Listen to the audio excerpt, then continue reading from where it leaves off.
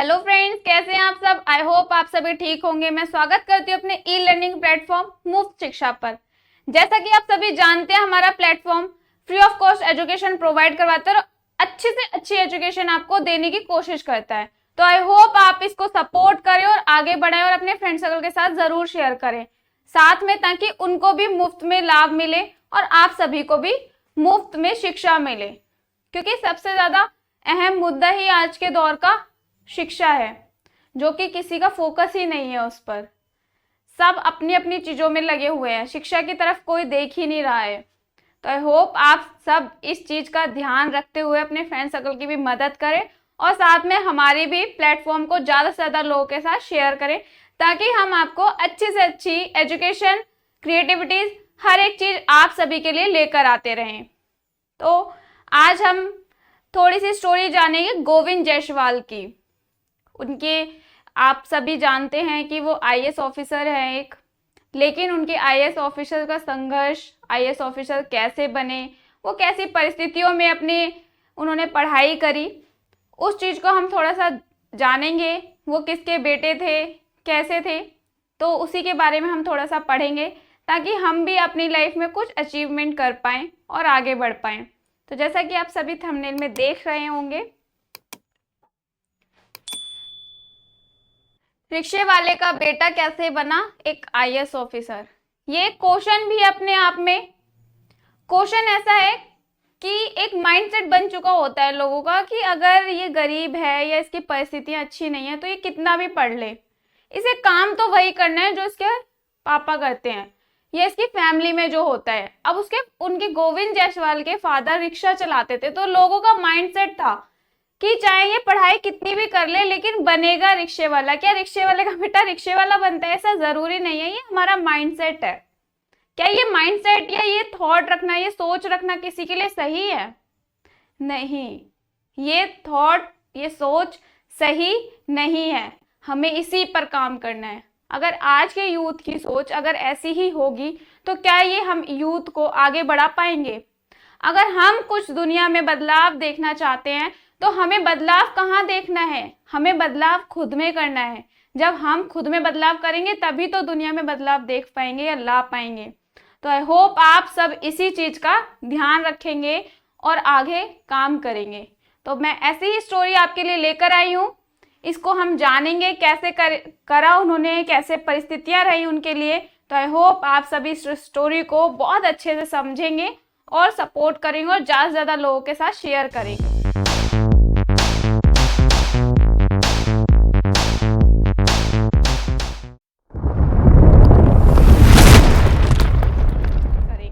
तो चलिए शुरू करते हैं, हम अपनी स्टोरी की तरफ चलते हैं। रिक्शे वाले का बेटा बना आईएएस। आईटी, आईआईएम और आईएएस, इन तीनों में से सबसे बड़ी पोस्ट होती है आईएएस की, जो कि अगर कोई आईएएस बन जाता है तो उसका रुतबा ही अलग होता है, क्योंकि सबसे बड़ी पोस्ट होती है इन तीनों में से आईएएस की। और अगर कोई गरीब इंसान का बच्चा आईएएस बन जाता है तो उसकी प्रशंसा या उसके अंदर खुद ही एक अपने लिए जो आत्मविश्वास होता है ना, जो इज्जत होती है, वो खुद में ही बन जाती है। तो वैसी ही एक कहानी है। आईएएस का रुतबा सबसे अधिक है। हर साल लाखों परीक्षार्थी आईएएस ऑफिसर बनने की चाह में सिविल सर्विस के एग्जाम में बैठते हैं, पर इनमें से 0.25% से कम लोग आईएएस ऑफिसर बन पाते हैं। इससे आप अंदाजा लगा सकते हैं कि आईएएस ऑफिसर का एग्जाम क्लियर करना, यानी कि सिविल सर्विस के एग्जाम को क्लियर करना कितना ही मुश्किल रहा होगा गोविंद जायसवाल की परिस्थितियों के कारण। गोविंद जायसवाल एक ऐसे व्यक्ति थे जिनकी फाइनेंशियल कंडीशन इतनी अच्छी नहीं थी कि उनको बहुत ज़्यादा कोचिंग सेंटर दी जाए। वो अपनी एजुकेशन को कंप्लीट करने के लिए ही खुद ही कोचिंग पढ़ाया करते थे। बहुत छोटी सी उम्र में वो कोचिंग दिया करते थे, बहुत छोटी सी उम्र में वो बच्चों को पढ़ाया करते थे। और उनके फादर रिक्शा चलाया करते थे, तब उनका गुजारा हुआ करता था। और वैसी परिस्थितियों में गोविंद जायसवाल अपनी आईएएस की पढ़ाई कर रहे थे। आप अंदाजा लगा सकते हैं कि उनकी परिस्थितियां कितनी कठिन रही होंगी, लेकिन उन्होंने हार नहीं मानी। तो आज हम इसी पे नजर डालेंगे। तो चलिए चलते हैं अपनी स्टोरी की तरफ। आई होप आप स्टोरी को जरूर समझेंगे और सुनेंगे। चलिए, ये कहानी है गोविंद जायसवाल की। गोविंद के पिता एक रिक्शा चालक थे। बनारस तंग गलियों में एक 12 बाय 8 के किराए के कमरे में, यानी कि गोविंद जायसवाल जब बनारस में थे तो वह 12 बाय 8 के कमरे में रहा करते थे। एक छोटा सा कमरा हुआ करता था, वो भी किराए का लिया हुआ। रहने वाला गोविंद का परिवार बड़ी मुश्किलों से अपना गुजारा कर पाता था। ऊपर से कमरा ऐसी जगह था जहां शोर शराबा बहुत ज्यादा हुआ करता था, और शोर शराबा यानी कि वहां पर पढ़ना बहुत ही मुश्किल हुआ करता था। हमारे भी जब एग्जाम हुआ करते थे, या आप सभी के जब अभी रिसेंटली एग्जाम गए हैं, तो आप सोचते होंगे कि हमें एक शांति जगह मिल जाए जहां पर शोर शराबा ना हो और हम कॉन्सेंट्रेट करके पढ़ पाए। लेकिन उनके पास ऐसी कोई जगह नहीं थी जहां पर वो जाकर पढ़ सकते थे। उनके पास कोई कोचिंग सेंटर नहीं हुआ करते थे कोचिंग सेंटर, लेकिन उनकी परिस्थितियां इतनी अच्छी नहीं थी, उनके पास इतने पैसे नहीं थे, उनकी फाइनेंशियल कंडीशन इतनी अच्छी नहीं थी कि वो एक बहुत अच्छी कोचिंग ले पाए और अपने आईएएस की तैयारी वहां पर बैठकर क्लियर कर पाए। इसी बात से, लेकिन जहाँ शोरगुल की कोई कमी नहीं थी, अगल बगल बहुत फैक्ट्रियां, जनरेटरी, शोर में शॉप्स चलती थी, बात करना भी मुश्किल था। वो ऐसी जगह पर रहा करते थे जहां पर बात करना भी बहुत मुश्किल था। नहाने धोने से लेकर खाने पीने तक सारा काम इसी छोटी सी जगह में गोविंद, उनके माता पिता और 2 बहनें करती थी। ऐसी परिस्थितियों में गोविंद ने शुरू से ही पढ़ाई पर पूरा ध्यान दिया। उनकी परिस्थितियों में वहां पर फैक्ट्रियां बहुत चलती थी, किराए का कमरा था, शोर शराबा बहुत ज्यादा था, आसपास का शॉप्स वगैरह थी, लेकिन उनकी शुरू से उनके घर में माता पिता और उनकी छोटी 2 बहनें काम किया करती थी, और गोविंद जायसवाल शुरू से पढ़ाई में पूरा फोकस क्या करते थे, पूरा ध्यान देते थे। अपनी पढ़ाई और किताबों का खर्चा निकालने के लिए वो क्लास 8 से ही, आप समझ रहे, क्लास 8 से ही वो ट्यूशन पढ़ाने लगे थे। क्लास 8 में इतना बच्चा समझदार नहीं होता है, लेकिन वो ट्यूशन पढ़ाया करते थे उस टाइम। तो आप समझ सकते हैं कि उनका मेंटालिटी या उनका एजुकेशन करने का, पढ़ाई करने का तरीका कितना लेवल तक हो सकता है वैसी परिस्थितियों में। आज बच्चे को सब कुछ मिल जाता है, लेकिन एजुकेशन नहीं, पढ़ाई नहीं कर पाता है, या कोई बच्चा होता है करना नहीं चाहता है, जो कि सभी को पता है कि बिना पढ़ाई के कुछ भी नहीं है। अगर हम एजुकेटेड ही नहीं होंगे तो हम यूथ को क्या देंगे, यूथ को सिखा क्या पाएंगे। तो मोस्ट इंपॉर्टेंट है एजुकेशन। बचपन से एक अशैक्षिक माहौल में रहने वाले गोविंद को पढ़ाई लिखाई करने पर लोगों के ताने भी सुनने पड़ते थे, क्योंकि मैंने आपको बताया ना कि उनके लोगों की सोच ही यही करते थे, सोचा ये करते थे, चाहे तुम जितना भी पढ़ लो तो रिक्शा ही पढ़ लो, चलाना तो रिक्शा ही है। गोविंद को भी ये सुनना पड़ता था कि चाहे तुम कितना भी कुछ कर लो, चलाना तो तुम्हें रिक्शा ही है। पर गोविंद इन सब के बावजूद पढ़ाई करते रहते थे और उनकी बातें इग्नोर कर दिया करते थे। जैसे हम कहते हैं ना, अगर तुम्हें फोकस करना है तो लोगों की बातें इग्नोर करो, क्योंकि लोग तो पीछे खींचने के लिए खड़े ही हैं। तुम्हें गिरने की क्या जरूरत है, लोग हैं ना गिराने के लिए, तो तुम्हें गिरने की क्या जरूरत है। वैसे ही गोविंद भी कहते थे कि मुझे डाइवर्ट करना असंभव था, क्योंकि डाइवर्ट करना इसलिए था, अगर कोई मुझे डिमोरलाइज करता तो मैं अपनी फैमिली के बारे में सोचने लग जाता, क्योंकि उसकी फैमिली बहुत स्ट्रगलिंग कर रही थी, बहुत स्ट्रगल कर रही थी उसकी पढ़ाई पर पूरा करने के लिए। उसकी बहनें काम क्या करती थी, माता पिता काम क्या करते थे, इसी वजह से उनका जो फोकस था वो हटा पाना बहुत मुश्किल था। और जब उनका फोकस हटता भी था तो वो अपनी फैमिली की चीज़ों के बारे में, परिस्थितियों के बारे में सोचने लग जाते थे, जिससे वो अपना फोकस नहीं हटा पाते थे। आसपास के शोर से बचने के लिए वो अपने कानों में रुई लगा लिया करते थे। क्योंकि मजाक उड़ाने वाले बहुत ज़्यादा होते हैं, वहाँ पे शोर भी हुआ करता था, लोग ताने भी दिया करते थे, लेकिन वो उन्हें इस सब चीज़ों से कुछ फर्क नहीं पड़ता। वो अपने काम में व्यस्त हैं, उन्हें पता है मुझे पढ़ाई करनी है, तो वो व्यस्त थे। वैसे ही वे अपने कानों में रुई लगा लिया करते थे और ऐसे वक्त जब डिस्टरबेंस ज्यादा होती थी तब वो मैथ्स लगाते थे, यानी कि मैथ्स पढ़ते थे। और जब कुछ शांति होती थी तो अन्य सब्जेक्ट पढ़ते थे। रात में पढ़ाई के लिए अक्सर उन्हें मोमबत्ती डेबरी जलानी पड़ती थी, क्योंकि उनके इलाके में 12 से 14 घंटे लाइट की कटौती रहा करती थी। उनके इलाके में 12 से 14 घंटे लाइट नहीं आती थी, इसी वजह से उन्हें मोमबत्ती का यूज करके पढ़ाई करनी पड़ती थी। वो शुरू से स्कूल टॉपर रहे थे और साइंस सब्जेक्ट में काफी तेज थे।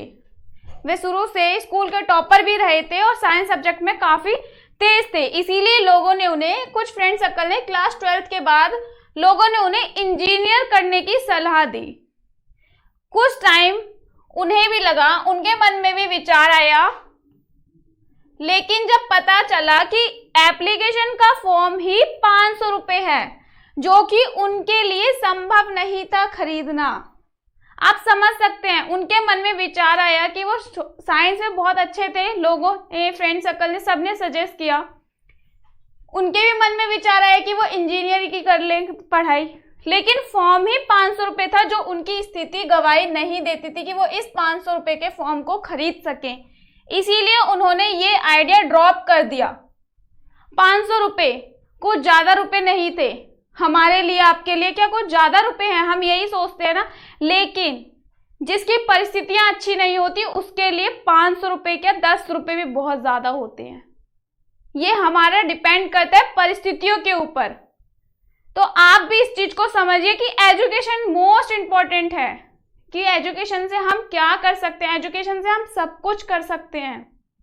आज का जो दौर चल रहा है उसमें एजुकेशन से हम सब कुछ कर सकते हैं। Everything is possible, not impossible, that is a point. और भू से अपनी ग्रेजुएशन करने लगे, जहां सिर्फ 10 रुपये की औपचारिक फीस थी, जहां सिर्फ 10 रुपये की औपचारिक फीस थी। उन्हें 500 रुपये बहुत ज़्यादा कठिन लग रहे थे, क्योंकि उनकी औकात से बाहर था उस टाइम। यही बोल सकते हैं, नहीं ये नहीं बोल सकते, उनकी परिस्थितियां वैसी नहीं थी, इसीलिए उनके लिए 500 रुपये बहुत ज़्यादा थे, उन्हें 10 रुपये बहुत ठीक थे, इसीलिए उन्होंने ग्रेजुएशन कंप्लीट करने का फैसला लिया। वो चाहते तो वो अपने घर पे प्रेशर भी बना सकते थे, नहीं मुझे 500 रुपये का फॉर्म भरना है, लेकिन उन्हें अपनी परिस्थितियां समझी, अपनी फैमिली को समझा और उसको सुधारने के लिए उन्होंने ग्रेजुएशन चुना और ग्रेजुएशन करी उन्होंने।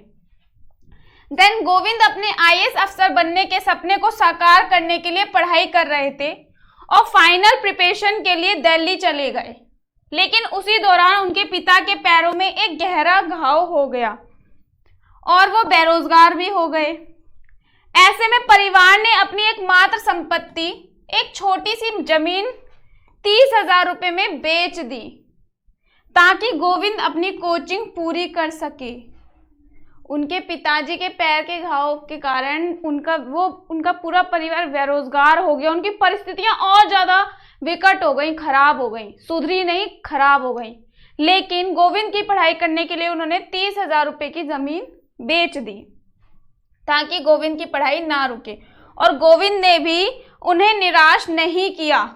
24 साल की उम्र में अपने पहले ही अटेम्प्ट में साल 2006 474 सफल कैंडिडेट में से 48वां यानी कि 48वां स्थान लाकर उन्होंने अपनी और अपने परिवार की जिंदगी हमेशा के लिए बदल दी।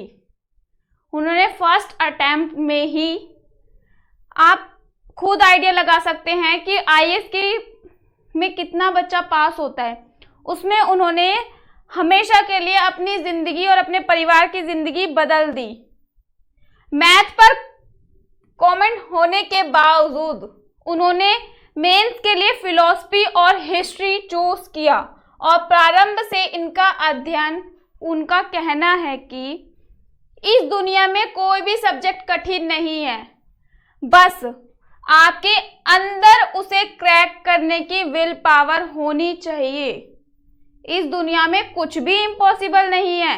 जब तक हम उस चीज को क्रैक नहीं कर सकते अपने अंदर से ये मोटिवेशन या ये मोटिवेट नहीं हो सकते कि हम ये चीज कर सकते हैं, हम इसमें सफल हो सकते हैं, तभी तक वो डिमोटिवेट या वो तब तक ही कठिन रहता है, तभी तक हमें इम्पॉसिबल दिखाई देता है। अंग्रेजी का अधिक ज्ञान ना होने के कारण उनका कहना था भाषा कोई भी हो। अब मान लीजिए भाषा कोई भी हो, हिंदी हो, इंग्लिश हो, कैसी भी हो, हर कोई किसी ना किसी चीज में स्पेशल होता है। किसी की इंग्लिश अच्छी है, किसी की संस्कृत, किसी की हिंदी, किसी की ज्योग्राफी, किसी को मतलब हर एक चीज किसी ना किसी एक पर्सन में स्पेशल होती है। हर कोई परफेक्ट नहीं होता। इसीलिए उनका भी कहना था कि भाषा कोई भी परेशानी नहीं है, बस आत्मविश्वास की जरूरत है। मेरी हिंदी में पढ़ने और व्यक्त करने की क्षमता ने मुझे अचीवर बनाया। अगर आप अपने विचार व्यक्त करने में कॉन्फिडेंट हैं तो आपको सफल होने से कोई नहीं रोक सकता। अगर आप हिंदी में भी भाषण देने, स्पीच देने जा रहे हैं और आप कॉन्फिडेंट हैं, पूरा आपको अपने ऊपर कॉन्फिडेंट है कि आप वो स्पीच अच्छी देंगे, बेस्ट देंगे, तो आपको सफल होने से, उस स्पीच में रोकने से, टोकने से कोई भी नहीं हो सकता। आपको उस चीज में सफल होने से कोई भी नहीं रोक सकता। इसीलिए सबसे इंपॉर्टेंट है, जब तक हम खुद से, वही गोविंद जायसवाल का भी था कि कोई भी आपको सफल होने से नहीं रोक सकता। कोई भी भाषा इनफेरियर या सुपीरियर नहीं होती। ये महज सोसाइटी द्वारा बनाया गया एक प्रिस्क्रिप्शन है। भाषा सीखना कोई बड़ी बात नहीं है, खुद पर भरोसा रखें।